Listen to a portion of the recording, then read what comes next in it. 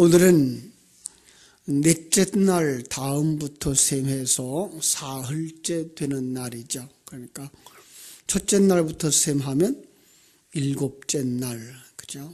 창세기 1장 1절부터 2장 3절에까지 그 일주일간의 창조로 보면 일곱째 날 안식일이죠.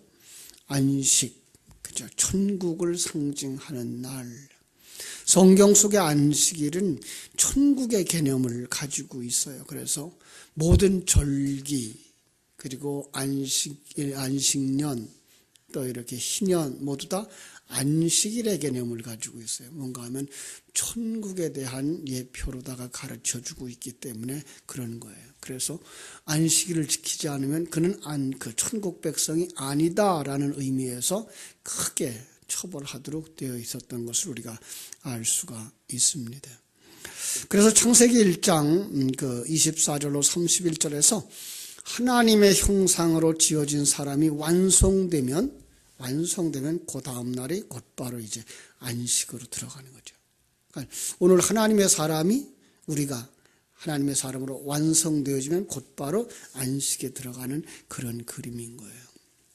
이것이 하나님의 계획이었고 또 하나님이 시연하고 있는 하나님의 역사인 것입니다.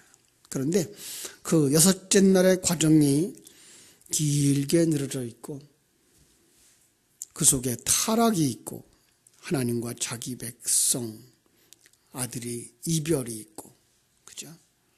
그건 아들이 아비 집을 떠나는 탕자의 비유에서 나오는 그림과 같은 그림이고요. 남편 된 예수 그리스도를 떠나, 그죠? 음녀의 음행이 있죠. 그가 왕이 되어서 자기가 주인이 되어서 주인의 자리를 지키고 자기 행복을 만들어내려고 하는 모든 행위가 강도짓이고 살인이고 도적질이고 이 모든 것을 다른 것들이 아닌 타락해서 자기가 주인 되어지고 자기가 주체가 되어져서 그래서 자기의 행복을 위해 자기의 그 행위 모든 것들을 저지른 그 죄. 그래서 이 세상을 창세기 1장 2절에서는 공허, 혼돈, 흑암이라고 정의를 해놓고 에레미야서 4장 21절, 22절, 23절에서는 그게 다 죄다 이렇게 말해서 이 세상에 살고 있는 우리는 다 죄인이며 암흑 가운데 있는 자들이며 그리고 혼돈과 공허 속에 있는 자들, 아무것도 아닌 것 이렇게 나와요. 아무것도 아닌 것. 하나님이 그래요. 하나님의 백성이 없는 그곳은 아무것도 없는 것. 그러니까 하나님의 생명이 없는 그곳은 아무것도 없는 것. 그러니까 천국의 것이 아니면 하나님은 아무것도 아닌 것 이렇게 말씀하시는 것을 우리가 볼 수가 있습니다. 우리는 거기에 속해 있었던 자예요. 타락함으로 말미암아 아무것도 아닌 것이 되어버렸어요. 흙이고 먼지고 쓰레기통에 버릴 수밖에 없는 이런 존재들인 거예요. 하나님의 눈에는 하나님의 생명이 없는 자들은 다 아무것도 아닌 것. 거기서 안식에 들어갈 수 있는 자는 하나도 없다. 그 안식에 들어갈 수 없는 상태, 그걸 오늘 여기서 혼인잔치에 뭐가 떨어진 것? 포도주가 떨어진 상태. 유대인들의 풍습에 의하면 포도주가 없는 잔치는 잔치가 아니다. 이런 상황이에요. 그러니까 포도주는 그들에게서 굉장히 중요한 역할, 기쁨이고 잔치의 분위기를 돋구는 그런 중요한 것으로 이게 기억되어지고 있는데 어떤 일인지 그들은 잔치에 포도주가 떨어졌어요. 포도주는 보통 그들이 잔치는 하루 이틀 하지 아니하고 보통 일주일씩 하거든요. 잔치를 오래 하니까 그 잔치를 위해서 이미 많은 포도주를 준비하죠. 아마 손님이 많이 왔었는지 아니면 가난했었는지 포도주가 떨어졌어요. 이런 상황을 연출해서 거기에다가 이제 예수님과 예수님의 어머니 제자들이 다 갔는데 포도주가 떨어진 상황이 벌어지고 있는 거죠. 그죠? 이 잔치는 다름 아닌 예수님 신랑으로 내가 신부로 완성되어져야 하는 잔치의 상징이에요. 이 잔치는 그냥 당시의 어떤 잔치였어요. 그런데 오늘 여기서 뭘로 보여주고 있는 건가 하면은 우리들이 예수님과 하나 되어지는 그 잔치를 얘기하는 거예요. 신랑이신 예수 그리스도와 내가 하나 되는 잔치. 시편 23편 5절에서는 원수의 목전에서 내게 베풀어준 잔치상, 그렇게 되어 있어요. 그러니까 시편 23편에도 원수의 목전에서 내게 상을 베푸시고 할 때 그 상이 바로 이 잔치상이에요. 그때 나는 그냥 관객이나 그런 참여하는, 그 잔치에 그냥 참여하는 하객이 아니라 내가 예수의 신부가 되어져서 예수님 곁에 서는, 이런 거예요. 예수님 곁에 선다. 굉장히 중요한 말입니다. 요한계시록 19장 8절에도 세마포 입은 신부가 바로 나 이것이고, 요한계시록 21장 2절에서도 남편을 위해 단장한 자, 그가 바로 여러분과 나인 거예요. 그러니까 성경 속에 있는 그 신부들은 내 모습이어야 되는 거예요. 내가 그렇게 될 것이구나를 바라다 보시고 그렇게 되어지기 위해서 우리는 노력하면서 나아가야 하는 것입니다. 그 사람만 예수 그리스도와 짝이 되어서 하나를 이루는, 완성되어지는 것. 그래야만 어디 들어가요? 천국에 들어가는, 그래야만 어디 들어가요? 잔치에 들어가는 이런 그림인 것입니다. 자, 그런데 왜 그 잔치에 들어갈 수가 없죠? 왜 잔치에 들어갈 수 없을까요? 자기 옷을 입고 있으면 못 들어가요. 자기 옷은 어떤 옷이에요? 그 앞에서 무화과 나무 잎 아래서, 그래서 무화과 나무 아래서 무화과 나무 잎으로 자기의 옷을 만들었어요. 이게 우리들이에요. 무화과 나무 잎은 뭐예요? 창세기 3장에 나왔던 그 아담과 하와가 치마를 해서 자기 수치를 가렸던 그런 옷이에요. 그런데 마태복음 22장 우리 한번 볼까요? 마태복음 22장 1절에서부터 14절에 보면 거기에도 옷에 대한 이야기가 나와요. 마태복음 22장 1절부터 14절 혼인잔치의 비유가 나오죠.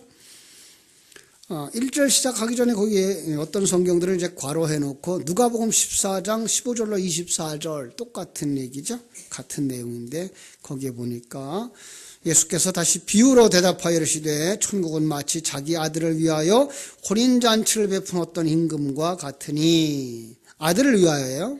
그러니까 아들을 위해서 거기 누구를 초청하고 있는 거예요? 신부를 초청하고 있는 거예요.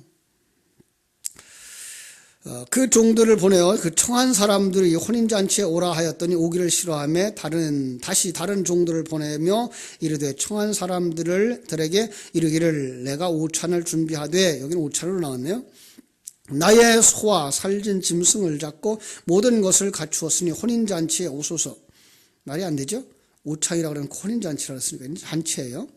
잔치에 오소서 하라 하였더니 그들이 돌아보지도 않고 한 사람은 자기 밭으로 한 사람은 사업하러, 그 남은 자들은 종들을 잡아 모욕하고 죽이니 임금이 노하여 군대를 보내어 그 살인한 자들을 진멸하고 그 동네를 불사르고, 이에 종들에게 이르되 혼인잔치는 준비되었으나 청한 사람이 합당하지 아니하니 네 거리 길로 가서 사람을 만나는 대로 혼인잔치에 청하여 오라 한데 종들이 길에 나가서 악한 자나 선한 자나 만나는 대로, 자격이 필요 없어요. 그죠? 하나님이 다 불러오라 그래서 다 불러가는 거예요. 모두 데려오니 혼인잔치에 손님들이 가득한지라. 사실 여기 손님이라고 그랬는데 다 신부들이에요.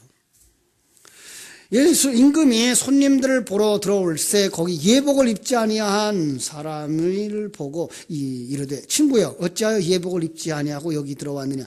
당시 예복은 그 혼주가 혼인잔치에 오는 모든 사람들에게 예복을 주었어요. 그러니까 잔치에 온 사람들은 다 예복을 입어야만 그게 잔치에 참여한 자들이었어요. 마치 그러면 성가대원들이 다 가운을 입는 것과 같은 그런 모습이었겠죠. 그런데 거기에 예복을 입지 아니한 자가 있어요. 왜요? 그 예복보다 내 옷이 더 낫다라고 생각하는 사람이었어요. 자기의 의죠. 자기의 의를 사랑하는 자. 그런데 뭐라 그랬어요? 임금이 사원에게 말하되 그 손발을 묶고 바깥 어두운 데 내던지라 거기서 슬피 울며 이를 갈게 되리라. 그죠? 그는 뭐한다? 천국 백성이 아니다. 천국에 들어갈 수 없다라는 말을 하고 있는 거예요. 바로 이런 옷이에요. 그죠? 잔치에 들어오려고 해도 예복을 입지 않으면 안 돼요. 예복은 누가 주는 거예요? 혼주가 줘요. 다시 말하면 예복은 누가 줘요? 하나님이 주시는 것. 그 하나님이 주시는 가죽 옷만 입어야 돼요. 의의 세마포만 입어야 돼요. 예수 그리스도의 의를 덧입어야 되는 거예요. 그러지 않고서는 예수 그리스도와 한 몸이 될 수가 없는 거죠. 그 상태를 자기가 주인, 또 죽은 자, 소경, 흥이 깨어져 버린 잔치집이라고 표현하고 있는 거예요. 여러분, 포도주가 떨어진 잔치집. 여러분, 포도주, 성경 속의 포도주는 뭘 상징해요? 예수님의 보혈이에요. 예수님의 보혈. 그죠? 그렇다면 예수님의 생명이 없는 허울뿐인 종교화되어진 교회, 종교화되어진 신자는 못 들어간다는 거죠. 그죠? 그때 마리아가 예수님께 나와서 말합니다. 저들에게 포도주가 없다. 무슨 의미일까요? 예수님의 대답을 보면 조금 알 수가 있어요. 4절. 요한복음 2장 4절이죠. 예수께서 이르시되 여자여 나와 무슨 상관이 있나이까. 이런 불효자식이 어디 있어요? 엄마 보고 여자여 그러는 사람이 어디 있어요? 그런데 옛날에는 그래서 이걸 갖다가 황후를 부를 때도 여자여라는 말씀, 귀내라는 이제 원어를 써가지고 황후를 부를 때도 이렇게 썼다 이랬다. 그런데 우리는 이제 알죠. 여자 누가 여자예요? 씨를 가지지 아니한 자, 교회를 향해서 아직도 생명을 가지지 못한 자에게 대하여서죠. 여기서 마리아는 누구로 나오는 거예요? 우리들의 대표로 나오는 거죠. 그죠?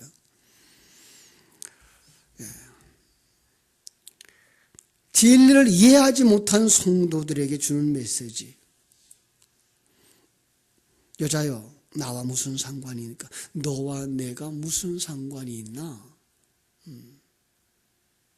아직까지 그들은 예수 그리스도의 사람이 되지 못한 상황이죠. 그러면서 뭐라고 말해요? 내 때가 아직 이르지 아니하였다. 내 때가 아직 이르지 아니하였다. 어떤 때일까요?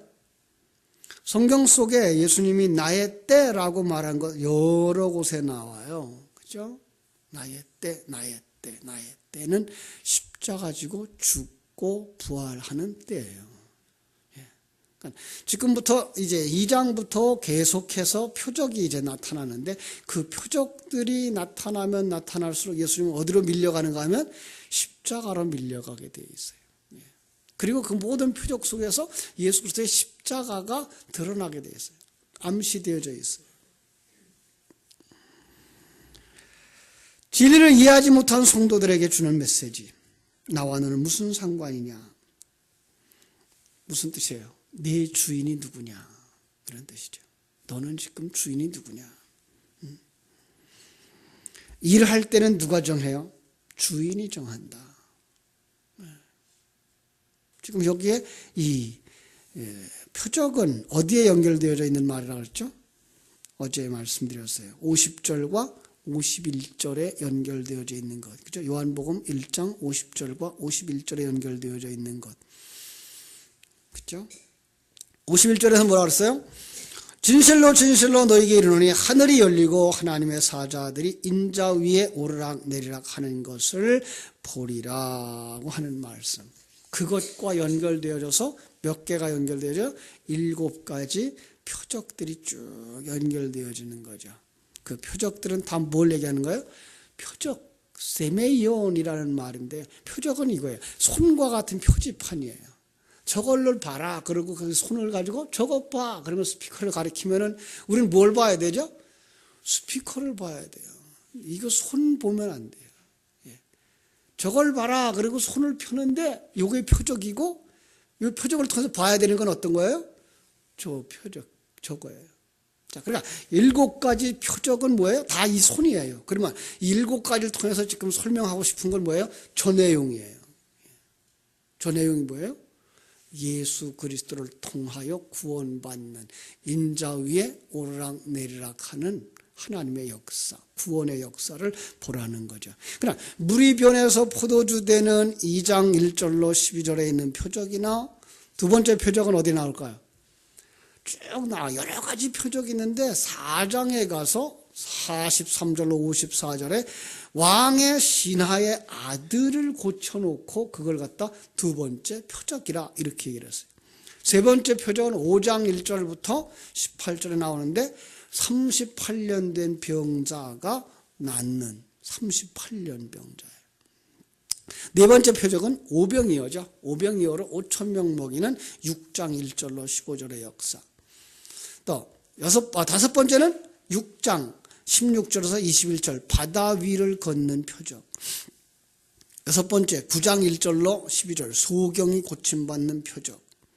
일곱 번째 죽은 나사로를 살리는 11장 1절로 44절의 표적. 이걸 통해서 뭘 보이는 거예요? 이 표적을 통해서 예수 그리스도의 죽으심과 부활, 그 죽으심과 부활을 통하여서 우리가 구원받는 역사를 설명하고 있는 거예요. 그러니까 자칫 잘못하면 우리는 뭐만 봐요? 손금을 보고 있어요. 요것만 보고서 요렇게 일어날 거야, 요런 일이 일어날 거야라고 생각해요. 아니 이게 지금 방향하고 있는 걸 봐야 되는데 이 방향하는 저 내용을 보지 못하고 요 내용만 보고 있단 말이에요. 아니요. 우리는 이거를 표적으로 볼 수 있어요. 표지판은 그것만 보고 있으면 안 되잖아요. 표지판은 어디로 가려고 하는 거, 어디 방향을 가리키면 그 방향으로 가셔야 되고 거기에 목적지가 있는 걸 봐야 되는 것이지. 표적은 바로 그런 의미들을 가지고 있다라는 거 꼭 기억하시기 바랍니다. 예. 그 표적이 뭘 보여요? 1장 51절 그리고 요한복음 20장 30절로 31절 예수가 그리스도 그로 말미암아 구원을 얻게 하는 것 이걸 보셔야지 이런 표적이 일어났구나. 그래서 이런 표적이 내게도 일어나기를 원하는 이런 기적으로 가지고 가면 이건 표적을 손금 보듯 보고 있는 사람이지 그 표적이 목적하고 있는 방향이나 목적물을 보지 못하는 사람이라 이거죠. 그렇죠? 간단히 말해서 그 죽은 자, 마른 자, 소경, 부정한 자, 씨 없는 자, 안전뱅이가 예수 그리스도의 십자가의 죽음과 부활을 통해서 뭐가 돼요? 산자가 되고 군사가 되고 눈뜬 자가 되고 정한 자가 되고 아들이 되고 안전뱅이로 어떻게 돼요? 일어나겠죠. 그렇죠? 그런 사건을 뭐에서 봐야 돼요? 표적을 통해서 봐야 되는 거예요. 그런 각도에서 다시 물이 변하여 포도주 되는 표적을 보자고요. 자, 포도주가 떨어진 것 혼인잔치예요. 뭐예요? 예. 혼인잔치에 포도주가 떨어지면 혼인잔치가 아니다라는 거죠. 그러나 사람들의 시간에 의해서가 아니고 하나님의 시간에 맞추어서 하나님이 일하는 것. 마리아는 예수님의 능력을 알았어요. 바로 마치 우리가 예수님의 능력을 아는 것과 같은 거죠. 우리는 알아요. 그분은 전능자예요. 그분은 하나님이에요. 뭐든지 할 수 있어요. 그런데 우리는 무슨 생각을 해요? 그걸 가지고 주님 뭐 하든지 할 수 있잖아요. 그러니까 나를 도와주세요. 내 문제를 해결해 주세요. 라는 생각을 가지고 나오는 거죠. 예, 좋습니다. 그런데 여러분 우리의 시간표에 맞춰 일하시지 아니하시고 하나님의 시간표에 맞춰 일한다는 사실은 기억하십시오. 그래서 우리는 뭐 해야 돼요? 참아 기다려야 돼요. 그래서 믿음 있는 사람은 무엇과 같아요? 인내하는 사람과 같아요. 믿음 있는 사람은 항상 인내라는 말과 연결되어져서 나오는 걸 볼 수가 있어요. 그렇죠? 그래서 우리는 하나님의 때를 참아 기다리고 하나님의 시간표를 기다릴 줄 아는 사람들이 되어져야 하는 거죠. 그 사람이 바로 믿음 있는 사람이에요. 그래서 주님은 뭐라 그래요? 나의 때라는 말 하죠. 나의 때, 하나님의 정한 때. 예수님이 이 땅에 오신 목적이 뭐예요? 자기 능력을 증명하려고 왔나요? 아니에요. 하나님의 뜻을 행하려고 왔어요. 그러니까 우리가 이 땅에 살아가는 날 동안도 우리는 우리가 우리를 증명하기 위해서 나타나면 안 돼요. 이게 바로 시험이에요. 예수님이 마태복음 4장에서 시험의 내용이 뭘까요? 네가 하나님의 아들이잖아. 네 하나님의 아들 좀 증명해봐 이거예요. 근데 예수님은 자기를 증명하러 왔어요? 아니에요. 예수님은 자기를 통해 누구를 나타내려고 왔어요? 하나님을 나타내려고 왔어요. 하나님의 말씀만 전하고 하나님이 원하는 일만 하러 왔어요. 이게 바로 성도들이어야 돼요. 그런데 사단은 계속해서 내 능력 나타내봐. 너 증명해봐. 네. 그런데 마태복음 4장에서 이제 보면은 그 사단의 유혹은 우리보다 훨씬 수준이 높아요. 그냥 우리는 돌로다가 떡을 만들어 봐. 그러면 그런 시험을 누가 해요? 그렇죠? 돌 가지고 떡 만드는 건가 보다라 그러는데 아니요. 그 돌은 성경 속에서 말하는 돌 누구예요? 예수 그리스도예요. 그럼 그가 예수 그리스도니까 뭐예요? 떡이 증명해내는 것. 이건 당연한 거예요. 그 일은 하시라고 오셨어요. 그런데 마귀는 뭘 가져가죠? 그걸 통해서 네가 하나님인 걸 증명해요. 예. 진리를 가지고 설명하면서도 뭘 증명하라고요? 네 자신을 증명해내봐 이거예요. 무서워요. 그런데 우리는 그걸 깜빡 속아버려요. 그래서 진리를 들고 나를 증명하려고 해서. 예. 아니요. 성경은 예수님은 뭐겠어요? 사람이 떡으로만 사는 게 아니고 하나님의 입으로 나오는 모든 말씀, 그 진리의 말씀으로 사는 거예요. 그러니까 사람이 그걸 먹고 살기 위해서 왔지 난 나를 증명하러 오지 않았어. 이 얘기예요. 진리를 전하는 자들에게 있어서 이 중요한 역할이에요. 자칫 말씀을 가졌다, 복음을 가졌다, 그 사역을 한다 그런 사람들이 그 앞에서 그들을 생각해서 그들과 하나님을 연결해 주지 못하고 그들 앞에 내가 나타나고 있다면 그것은 아닌 거예요. 바로 그런 것들로 이제 계속해서 나타나죠. 사단은 그렇게 유혹해요. 너를 증명해. 야, 네가 뛰어내려봐. 약속했잖아. 하나님이 자기 백성을 지킨다고. 다치지 않게 할 거예요. 내게 절해. 그러면 네가 이 땅에서 왕되게 해줄게. 예수님이 왕이시잖아요. 왕되게 해줄게. 너를 증명해봐. 그게 누구였어요? 사탄. 우리 속에 그 사단의 속성들이 그대로 들어와져 있어요. 그래서 우리가 깨어있지 아니하면 날마다 주의 말씀을 듣고 아니구나 나는 먼지만도 못한 자구나 버러지만도 못한 자구나 하나님의 생명이 없으면 하나님이 붙들어주지 않으면 그냥 쓰레기통에 버려질 자구나를 묵상하지 아니하면 언젠가 자기가 드러나고 자기가 남 위에 서 있는 모습들을 보게 되는 거죠. 자기를 위하여 일하고 있는 모습을 보게 되는 거죠. 그런데 이게 신앙의 눈이 밝아지면 밝아질수록 더 선명하게 보이고 더 크게 보여. 바울 사도의 삶을 보면 그걸 우리가 알 수 있죠. 아니구나. 이거 아니구나. 이거 아닌데. 그렇게 핍박을 당하고 고난을 당하고 그렇게 낮은 자리로 내려가는 그 바울 사도의 눈에 자기 속에 붙어있는 뭐가 보여요? 옛사람이 보여요. 자기를 나타내려고 하는 이 숨어있는 자기. 교활하게 숨어있는 자기. 이 사망의 몸에서 누가 나를 건져내려. 그런데 그가 막상 이제 돌아서서 하나님을 찬송하죠. 왜요? 그게 내 힘으로 되는 게 아닌 것을 알기 때문에. 예. 내 힘으로만 된다 그러면 이날 소망 없어요. 왜? 그렇게 수고하고 그렇게 낮아지고 그렇게 겸손한 자에 내려갔는데도 아직 살아있는 나, 그걸 보면서 이거 난 정말 벗을 수 없구나. 그런데 감사한 것은 내 안에 그리스도께서 그 일을 하시는구나. 그래서 하나님을 찬송할 수 있는 거예요. 예. 여러분, 우리 속에 아직도 남아있어요. 예. 아직도 남아있어요. 마지막까지 남아있어요. 그래서 우리는 마지막 어디에 들어가죠? 천국에 들어가도 천국에서 누구를 보게 되는가 하면 어린 양을 보게 돼요. 왜? 어린 양의 보혈로 덮여있지 않으면 안 되기 때문에. 그 그림을 지성소에서도 볼 수 있죠. 그죠?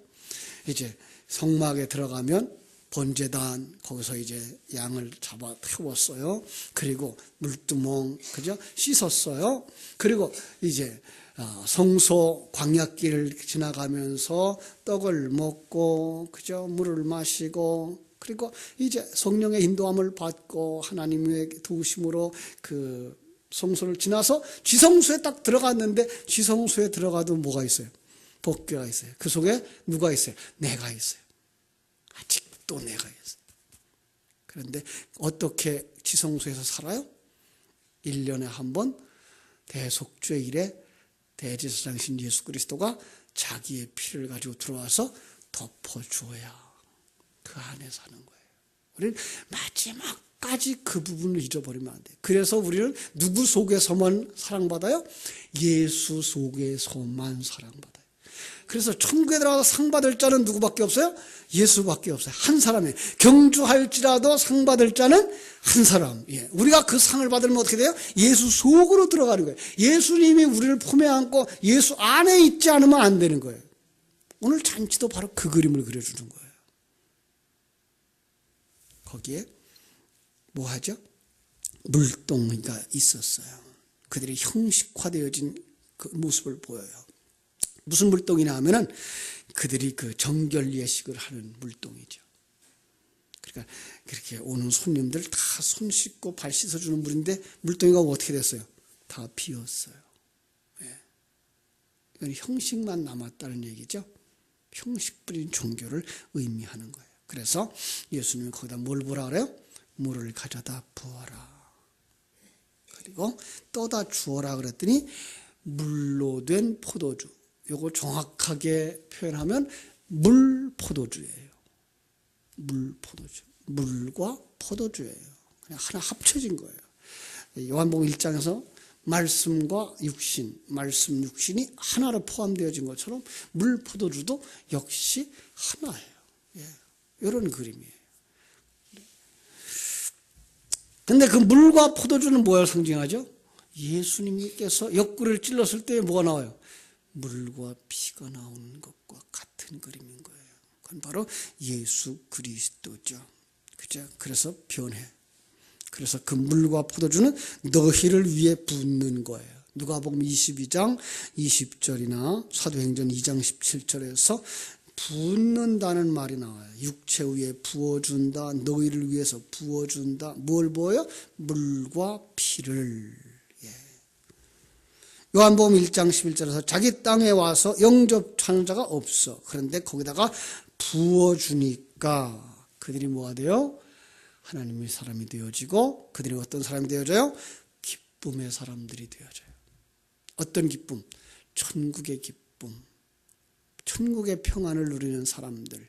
주님이 그래서 내가 너에게 주는 평안은 세상이 주는 것과 같지 아니하다. 무슨 거예요? 세상의 것이 아닌 하늘나라의 것이에요. 그러니까 하늘나라를 느끼지 못하는 사람은 하나님이 아무리 부어주어도 그게 기쁨이 없는 거예요. 그런데 하나님의 사람들은 그 하나님이 부어주는 것 때문에 기쁘고 그것 때문에 즐겁고 그것 때문에 살만 나는 거예요. 그 성경 속에서는 이제 빌립보서 4장 4절에서 주 안에서 항상 기뻐하라. 내가 다시 말하노니 기뻐하라. 데살로니가전서 5장 16절로 18절에서 항상 기뻐하라. 쉬지 말고 기도하라. 범사에 감사하라. 이것은 바로 하나님이 너희를 향하신 뜻이니라. 신자는 어떤 환경 속에서도 이 기쁨을 누릴 수 있는 사람들이 되셔야 하는 거예요. 아직 기쁘시지 않으세요? 천국을 조금 더 맛보세요. 그리고 천국의 세월을 누릴 수 있어야 되죠. 예. 여러분, 수영을 하실 줄 아시는 분은 알겠습니다만은 물속에 요만큼 들어가면 참 힘들어요. 물 걷기도 힘들고, 예. 걷기도 힘들고 헤엄치기도 힘들고. 그런데 물에다가 아예 몸을 다 맡겨버리면 그땐 자유로워요. 그죠? 마찬가지예요. 우리가 세상에 발을 딛고 천국을 누리려고 그러면 잘 안 누려져요. 불안해요. 세상 것도 아니고 하나님의 것도 아니고. 그런데 거기다가 우리의 몸을 맡겨버리면 주님이 주인이시고 주님이 내 생명의 전체 주관자 되신다는 사실을 알고 거기다가 맡겨버리면 물 위에 떠 있는 그런 상황이 되어져요. 물 위에 떠 있어야 돼요. 그걸 갖다가 이제 배로 표현해 보면 배는 밧줄을 땅에다 묶어놓고 있으면 자유롭질 않아요. 그걸 풀어놓으면 그 다음엔 물 위에서 마음껏 자유롭게 항해할 수 있는 것과 같은 거예요. 여러분들이 천국을 알고 거기에 여러분을 맡기면 여러분의 삶은 기쁨과 평강이 누려지게 될 줄로 믿습니다. 오늘도 천국을 더 많이 알아가고 그 천국 속에 내 소망을 더욱더 충만히 가져서 이 세상 기쁨이 아닌 천국의 기쁨으로 가득한 삶을 누리게 되기를 주님의 이름으로 축원합니다. 그 자들이 천국 혼인잔치에 다 들어가게 될 줄로 믿습니다. 기도하겠습니다. 하나님, 우리